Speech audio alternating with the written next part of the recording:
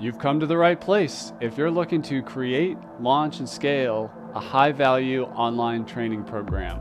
I'm your guide, Chris Badgett. I'm the co-founder of LifterLMS, the most powerful learning management system for WordPress.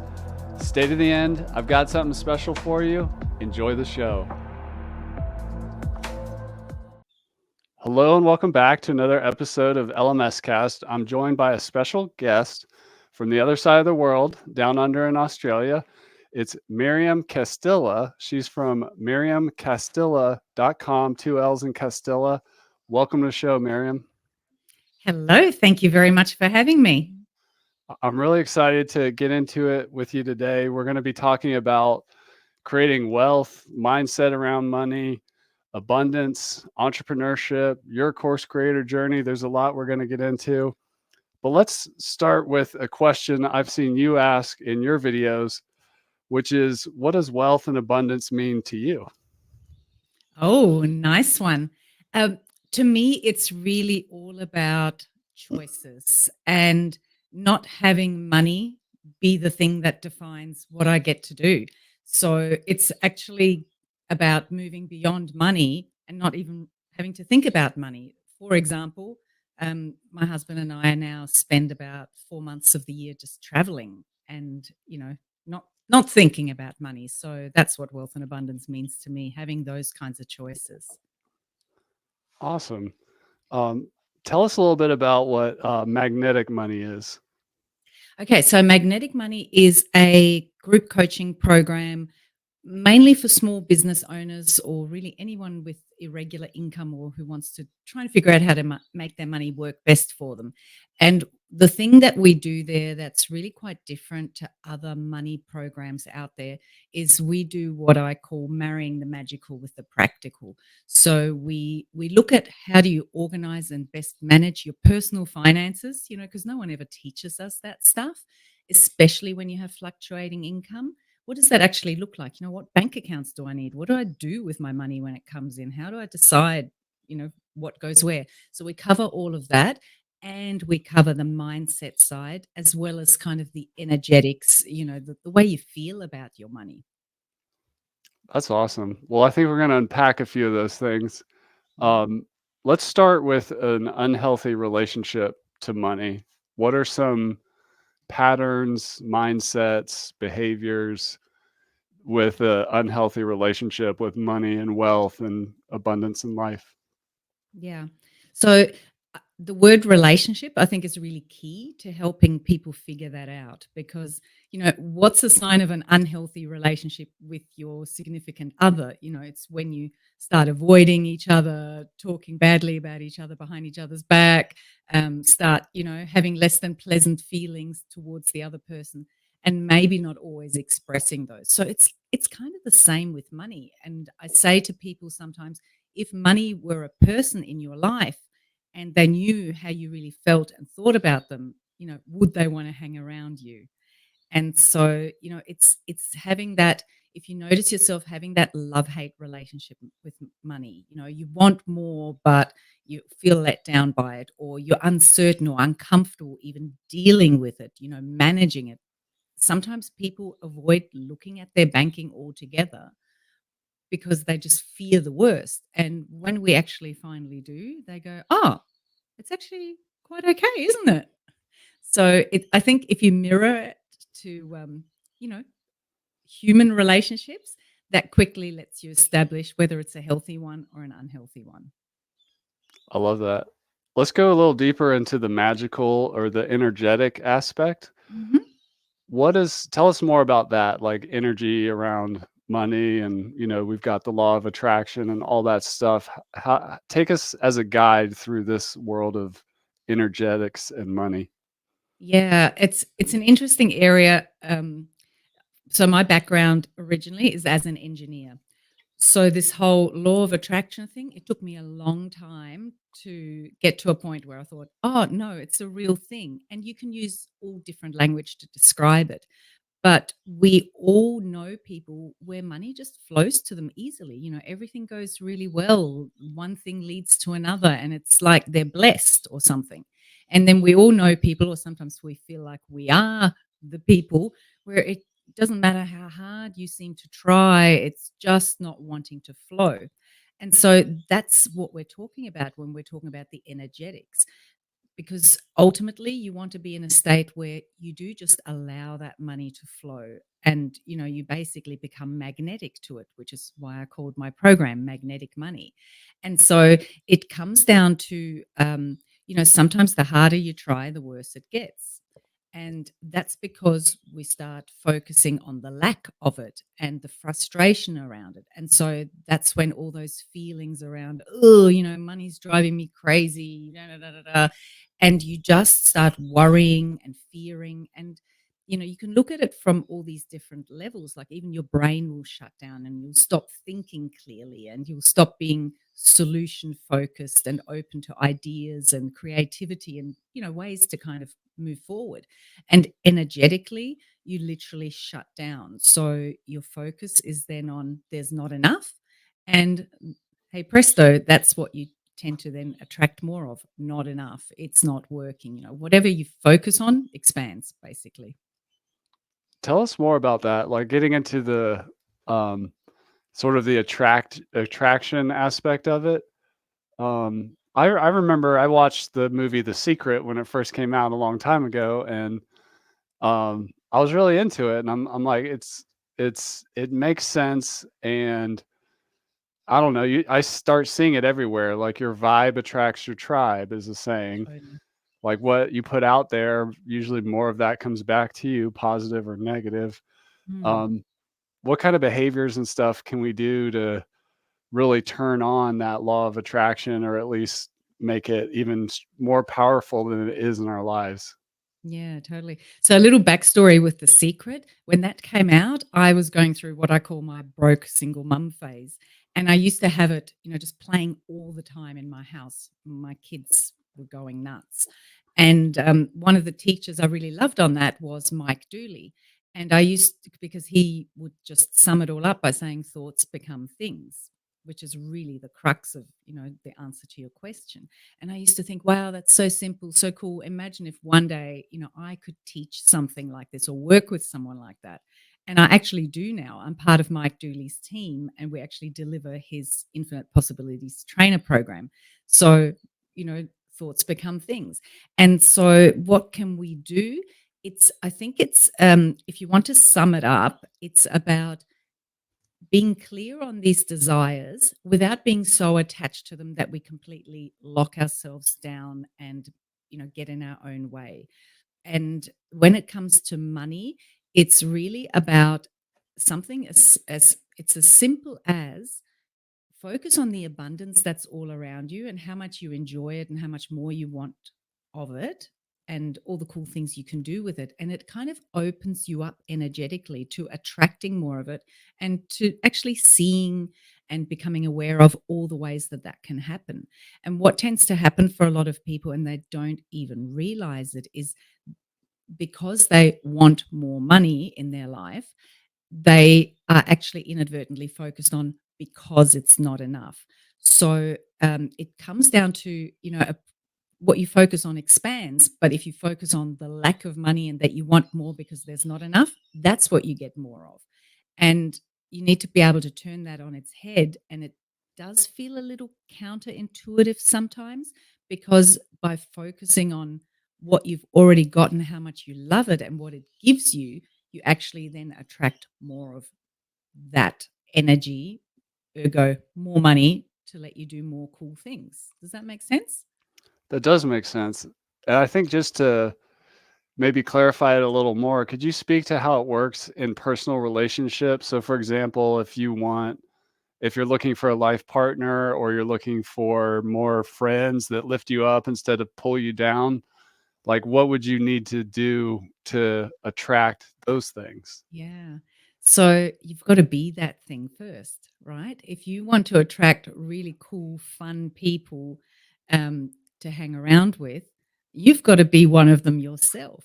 If you want to attract a really loving, caring partner who's got their act together and doesn't come with a whole lot of, baggage, let's say, then you've got to figure out your own stuff and be really grounded in yourself. if and we all know this, we tend to have like different places, different faces, same problem. And that's because we're bringing ourselves along and maybe we haven't grown and evolved yet. So you've got to become the thing first to attract the thing. And it goes for relationships, friendships, you can insert any topic, even down to health. If you focus on your well-being and how much you appreciate it, your body is going to start functioning better because number one, you're not in a stress state, and you start attracting more opportunities and good health into your life. So it works on every single level of life. That's wonderful.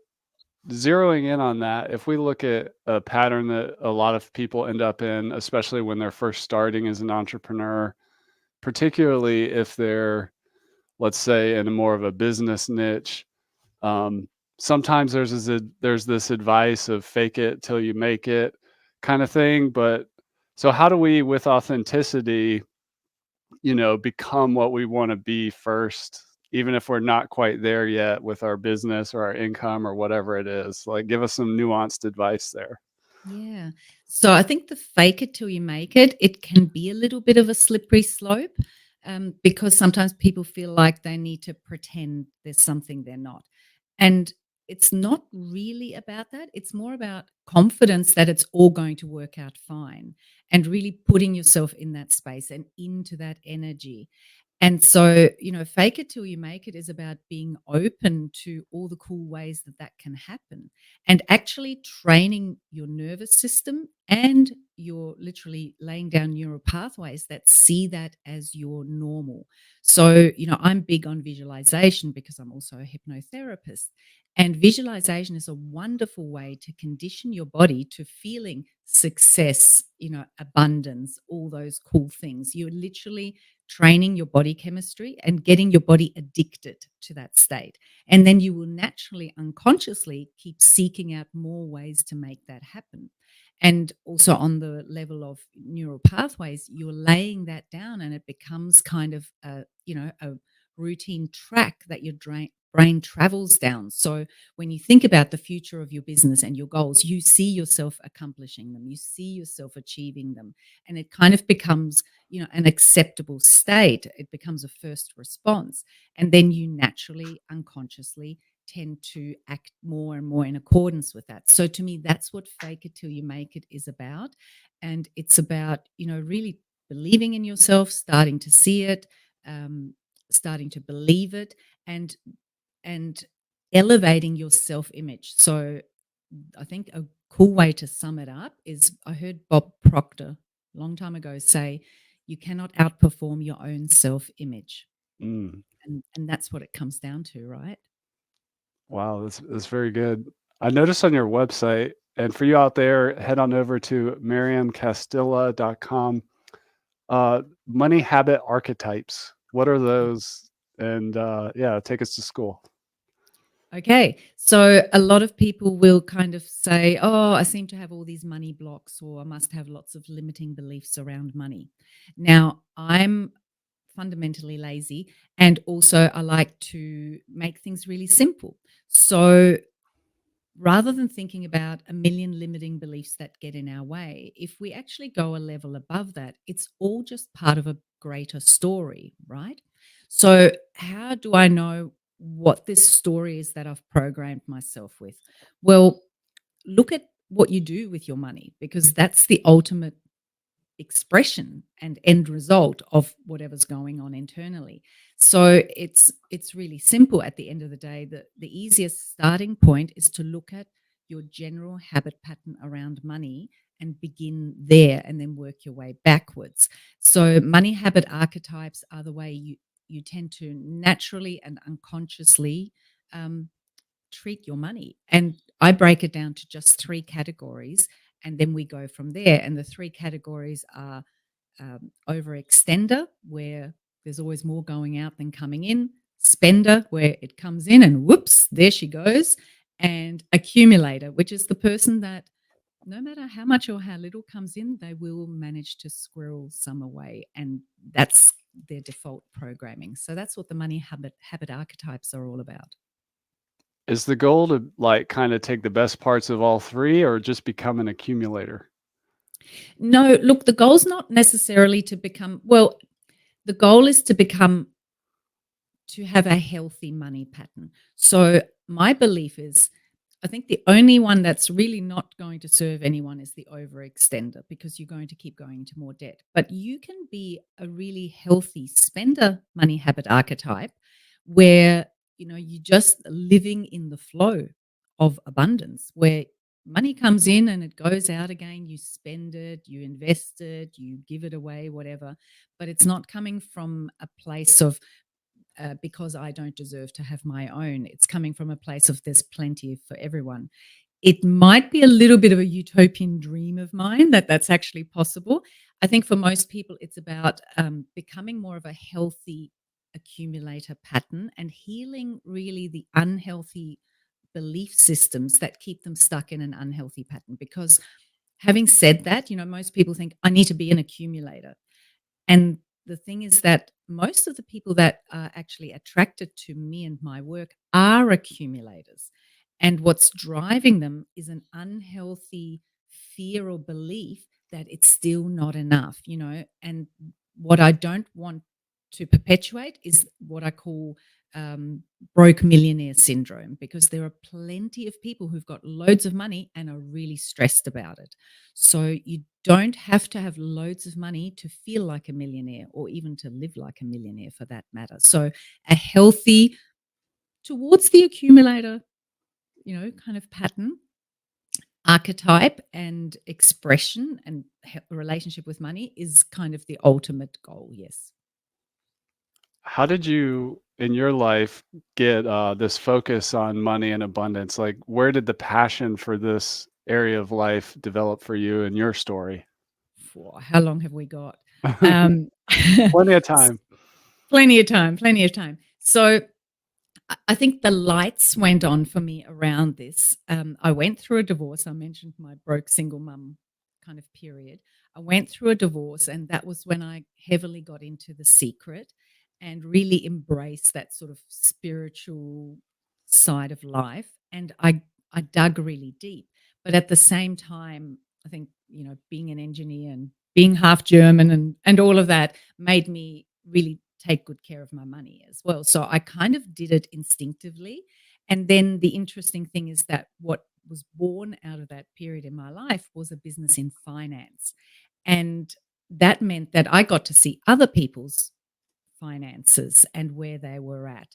And it was a really huge eye opener, because the people who had large incomes were often the most stressed about money. And just because somebody had a great income didn't mean that they were financially stable or were building their wealth. Sometimes it was the people on quite modest incomes that actually had assets and, that kind of financial stability. So that was a huge eye opener where I thought, oh, it's not just me. And from there, I got really passionate about helping people understand that, it's what goes on in here, as well as having the skills that you have to bring together at the end of the day if you want to have a healthy relationship with money, and actually not just have the money in the bank, but also feel great about it and feel like it's enough and feel safe and secure. So that's the short version of that story. Very cool. Tell us the part of the story of becoming a course creator. For example, I see on Udemy you have over 4,000 students over there. Um, how did the, like, okay, I'm really passionate about this topic, to I want to teach and I want to figure out how to put that on the internet. How did that happen for you? Yeah. So I initially started coaching people one on one, and quickly realized that, that can only help me reach so many people, and there's only one of me. And also, I find that I love teaching. I really love, maybe it's because I love talking, I don't know, but I love teaching, and I like breaking things down into simple, actionable steps. I think that's kind of the engineering background. And so it just lent itself naturally to building a course and being able to reach more people. And I think the other cool part, not only does a course help you leverage yourself, your time, build this beautiful leveraged income and reach a whole lot of people, it also helps those people find a community. And I think that's a really important thing too. It's not just me telling them something, it's them being able to interface and connect with other people on the same journey who they can maybe relate to even better than myself. Because often what happens as the teacher who's lived it and been through it all, sometimes you seem a little removed to the student. And so having somebody nearby who's maybe just one step ahead of them is a really great thing. And it just happened naturally, I think. It just seemed like a no-brainer, to be honest, to build a course and just reach more people. That's awesome. On the course topic specifically, and as it relates to, um, kind of becoming your most authentic, positive, abundant self, I see a lot of people get hung up on figuring out what to focus on, like what niche or what should I make my course about. What part of, creating an abundant life, can you offer some advice around selecting your focus and your like your topic for your course or your website or your coaching program so that it's in alignment and has the highest odds of success for that individual? Mm. I like that you said the word in alignment, because I think that's really critical. A lot of people will create a course because they think it's going to sell, or it's just a very economic decision. And for some people that may work out okay, but I find most people who want to create their own courses are actually driven by something a little bit deeper. They want to make an impact. They want to make a difference in the world.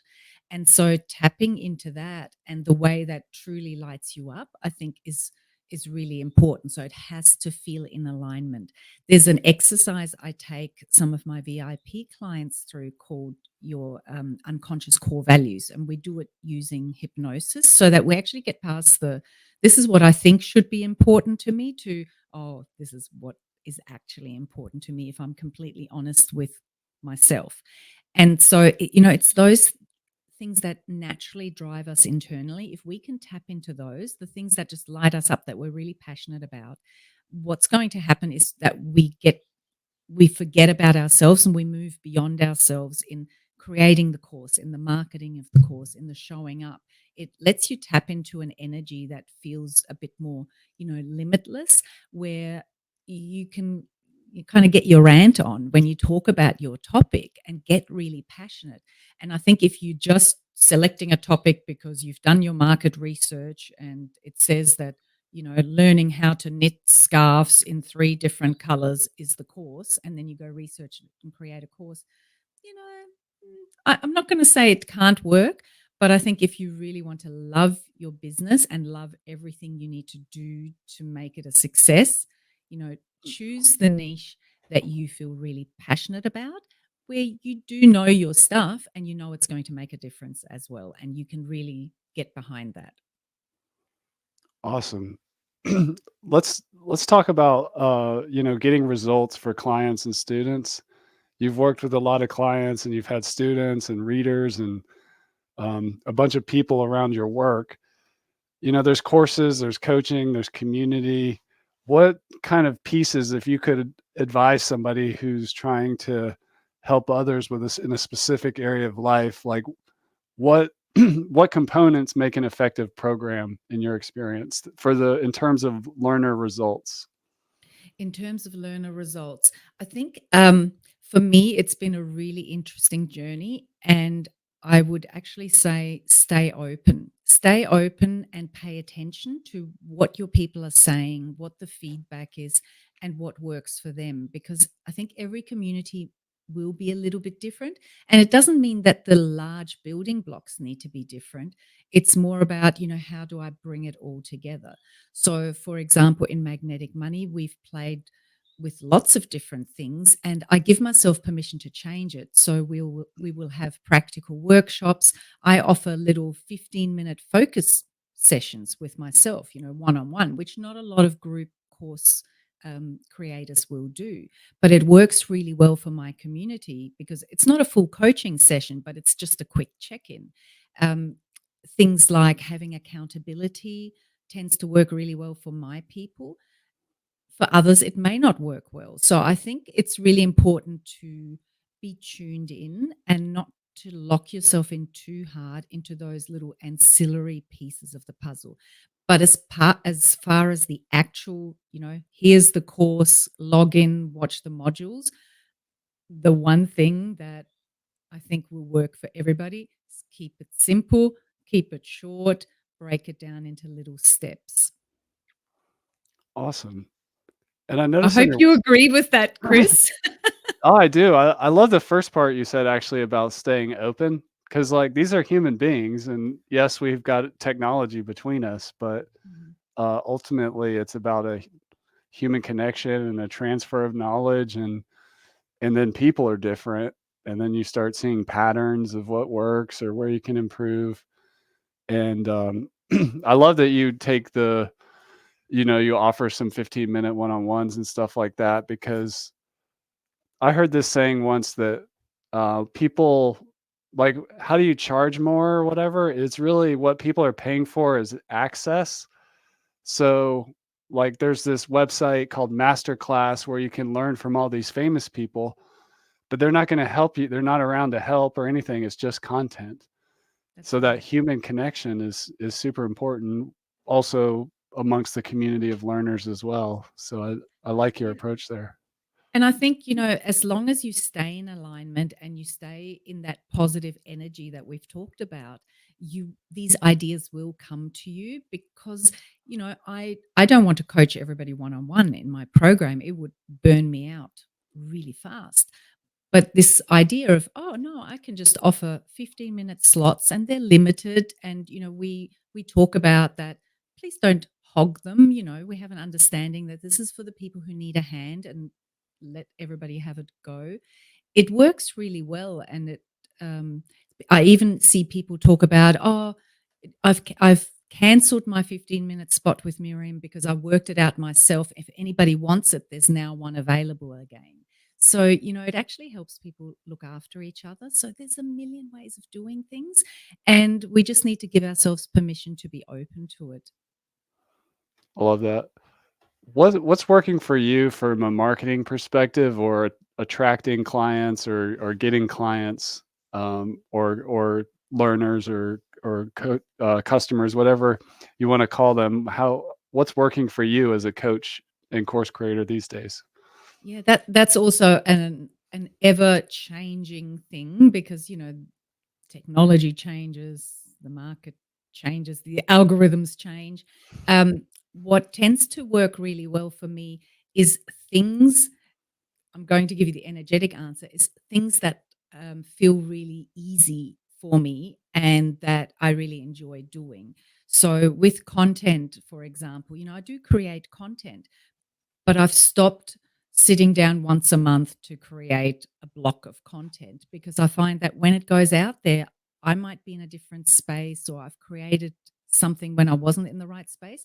So I've given myself permission to do it in a way that feels more in flow for me, which means sometimes I'll create it on the day and just put it out there, or I will create a whole batch. So I've allowed myself to be a little bit more fluid with that. Coming on as a guest on podcasts was like, duh, because I love talking. I love meeting people. And, it's a wonderful way to tap into a broader audience. So I still don't have my own podcast.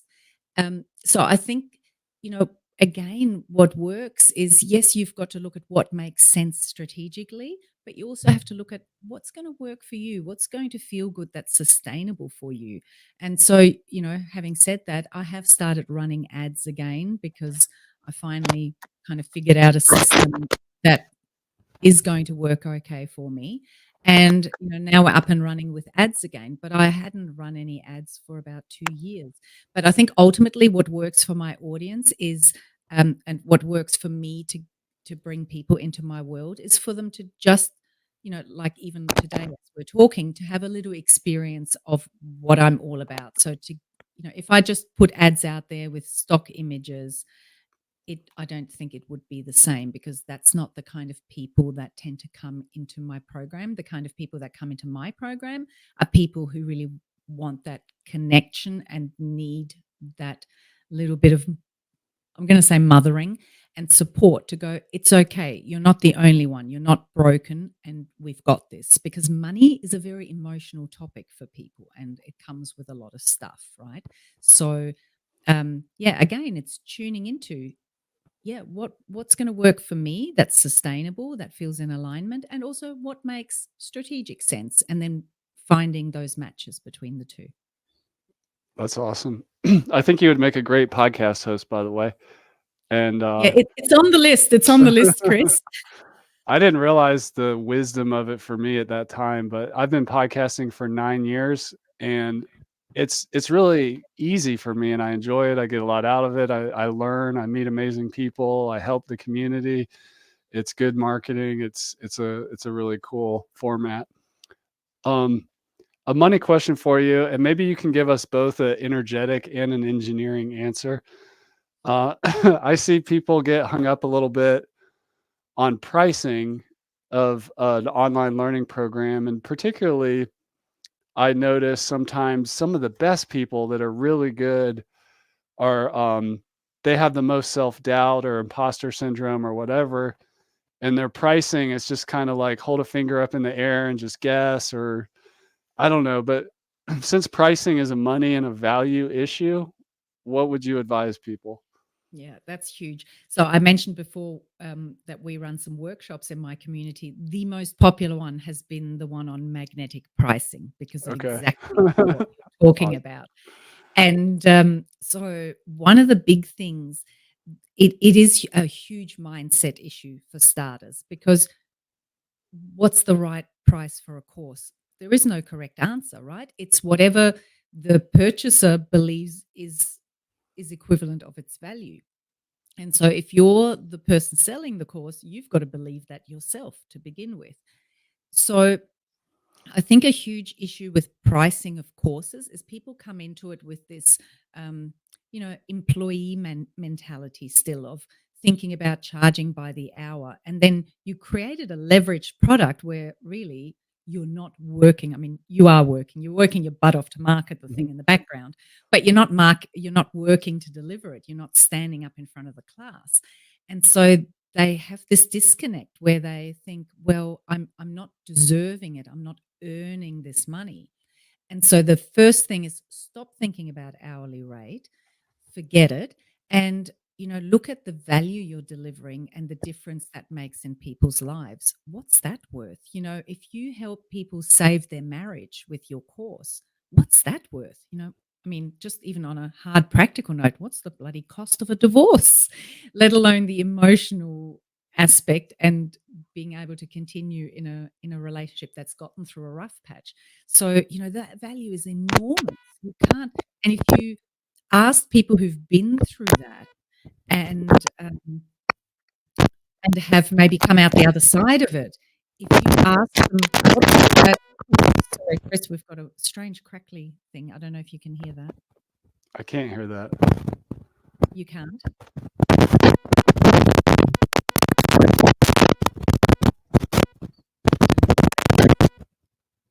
All right. I'm just going to keep talking. I just didn't want to be talking over the top of.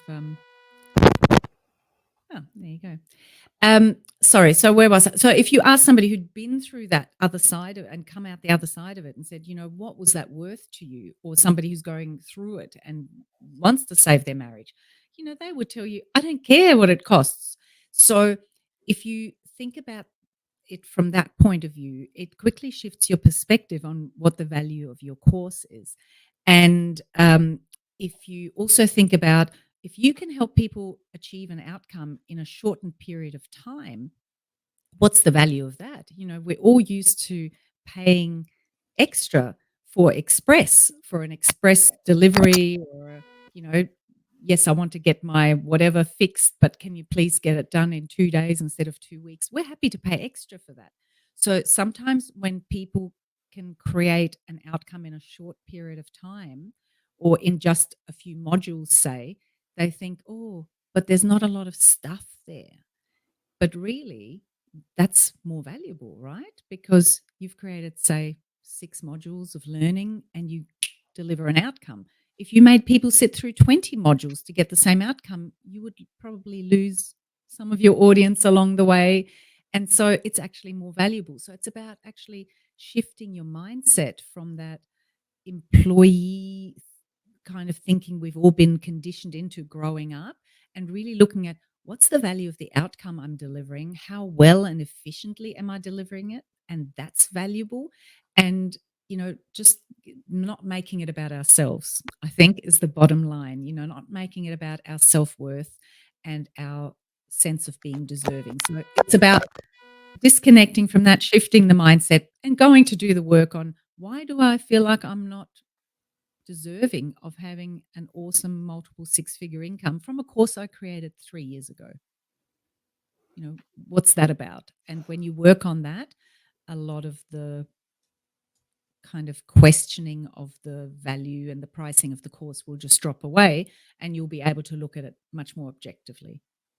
I'm not sure if I answered your question. Did I answer your question? You did. You 100%.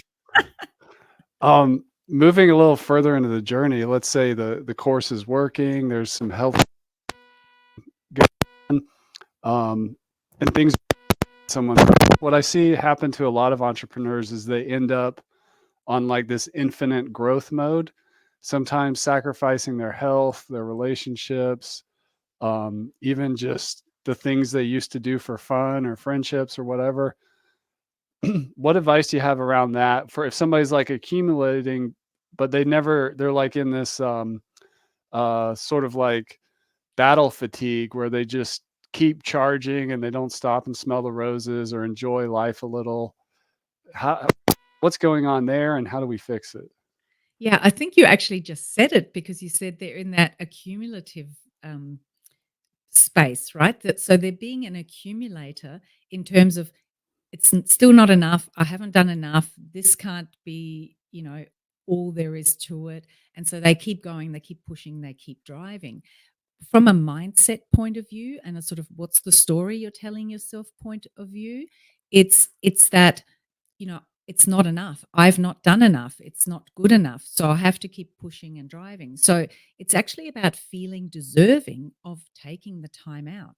It's also very much, it becomes a habit and an addiction, like we talked about, being addicted to having to sit at your desk, to having to check your phone notifications or your emails as soon as you wake up in the morning. So being able to break all of those patterns and working on actually feeling deserving is really critical. So that you can set up structures to help you with that. You can put apps on your phone that don't let you open things up to begin with until maybe you've done your morning meditation or whatever that thing is. So one of the things I teach people is, and this is sort of, it's related to what you're asking about, but it actually is very helpful in what you're asking about as well. I teach them a process, or I guess an approach that I call start high, stay high. Now, I'm not asking them to smoke a joint first thing in the morning. I'm asking them to get on a high vibration first thing in the morning, to get in a space of feeling good and just being grounded and centered. So you make that first part of the day about you getting into a good headspace. And it means, don't look at your phone, start with maybe a meditation or a walk or some stretching or some exercise, like something that gets you really connected to you and grounded. And when you can get started like that and get some momentum going, it helps you carry that into your day. And then, things like just working maybe to a Pomodoro timer and then forcing yourself to get up and have a break. What works for me, because I do have my kind of recovering perfectionist and inner workaholic that still like to mess with me, is I will just book things out of the office for half the day. And then I know I've only got 3 hours in the office today. What's actually important? What does need to get done? So then I focus in and I actually do the important work rather than just the busy work. So setting ourselves up and kind of self-managing goes a really long way. and then at the same time looking into those deeper belief systems and patterns around, why do I think that I have to work my ass off to deserve this? Why do I feel like it's never enough? What's that all about? And if you need to work with a practitioner, work with a practitioner. But just starting to ask yourself those questions, maybe journaling around them, spending some time pondering them as you go for a walk, will go a very long way towards unraveling that stuff. All right. Well, two more questions for you. One of them is around relationships. What happens when somebody develops a more healthy relationship with money, abundance, and wealth? Let's say their partner is sort of stuck in the old place where they were. Like, of course, you want to like help your partner experience the things that you've figured out or the ways you've grown, but maybe sometimes it's not. There's just like a different money archetype there or whatever, and they're not interested. What yeah, what's it? Because I know money is the root of issue in a lot of relationships. So Totally. talk to us about Yeah. relationships and money. Yeah, this is huge. And so what I found in the past, people would come into my program and 2, 3 weeks into it, they'd say, "This is awesome. I'm really noticing the shifts. I'm feeling so much better already. Now what do I do about, my other half?" And I would be like, "Ignore them. Please ignore them. Keep doing the work for yourself." It is a really challenging thing, and it's for that reason that we've actually now opened up the space and said, "Bring your life partner for free if they're ready and willing," because they have to be ready and willing. And so, even if you don't have that opportunity of bringing them into a space where they're learning what you're learning, it's really important to stay in your own lane. As you especially do this work around money, feeling deserving, opening to receiving more, and just getting comfortable with the idea that, yeah, I'm earning great money or I'm on my way to earning great money and I don't have to work my butt off to do it, and you're getting comfortable in that space. You're still a little bit fragile, right? You've still got these old patterns and these old belief systems that want to pull you back into the cave of safety, because we all have that reptilian lizard brain still that just wants to keep us safe and keep us small. And so it's really important to stay in your own lane, do your own work, ignore them as best as you can, because as you become stable and this becomes your new normal, and we talked about, your own self image, as you solidify that and really get stable and unshakable in that, then you'll become infectious to them. But while you're still wobbly, they will infect you and you'll end up in, I don't know, maybe a money argument, or they'll convince you that there is things to really be worried about and what's going on with you. You've suddenly got rose-colored glasses on and you're not being realistic, or whatever they may accuse you of, right? So it's like, no, just stick with it, do your work, and it will automatically become infectious. It just happens. So it's actually not your job to try and fix them. If you do, you're just opening yourself up to being toppled off the perch that you've just managed to put yourself on. I love that. I saw it on your website too, the bring your spouse for free, and I was like, "Oh, that's such a nice touch." It's Yeah. and that comes from a place of abundance. Like you've already paid. You're not like 50% off your spouse. You're literally like, here's an olive branch to help if it's helpful. I love that. Absolutely. And treating them as a fully fledged member of the community, I think, is really important as well. I think it really helps the relationship as well, because now we're not just asking our members to be the messenger. We're saying, no, bring them in if they're ready and they want this. We're going to welcome them with open arms. And so it's actually shifted. My community was women only in the past, and now it's not. And I think that's a beautiful evolution of my program as well, to say, no, this work is bigger than, gender and any of those kinds of things. It's important for everybody. Well, tell us more detail about magnetic money and like who the ideal person is for the program.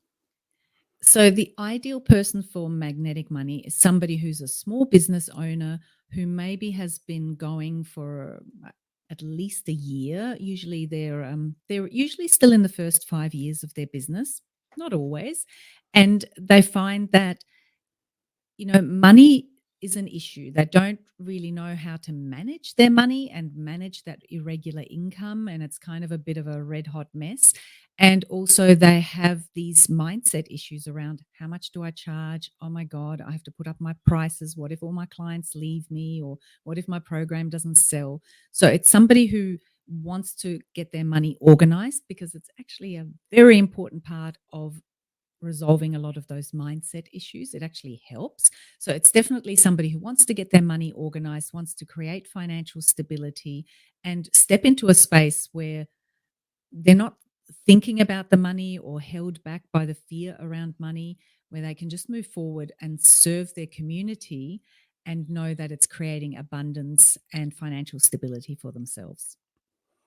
That's awesome. Go check out Miriam Castilla. That's Castilla.com.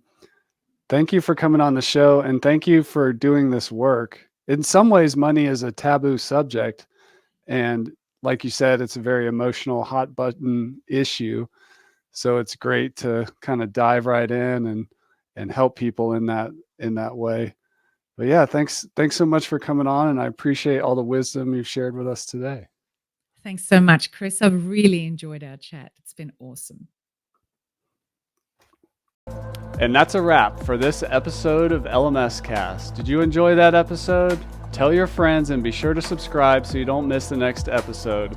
And I've got a gift for you over at LifterLMS.com/gift. Go to LifterLMS.com/gift.